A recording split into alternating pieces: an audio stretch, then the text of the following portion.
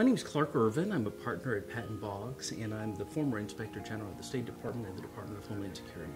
I think there is likely to be continuity, whoever is selected by the President to be the Homeland Security Secretary. In terms of aviation, for example, and that's probably the part of Homeland Security that most people are familiar with, we're likely to see a continuation of this pre-check program whereby passengers, in exchange for paying a fee and submitting to a background check, get expedited passage through security checkpoints. From a security standpoint, it makes a lot of sense because those who are willing to submit to a background check are likely to be less of a risk than those about whom the least is known.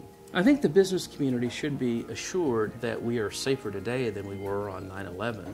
On the other hand, it's a very, very complex threat environment. There's no question but that Al-Qaeda Central has been knocked on its heels in the last 4 years. Kudos to the Obama administration for taking out bin Laden and al-Awlaki and this enormously successful drone program all around the world. The threat has metastasized. We still have a lot of Al-Qaeda franchises acting around the world.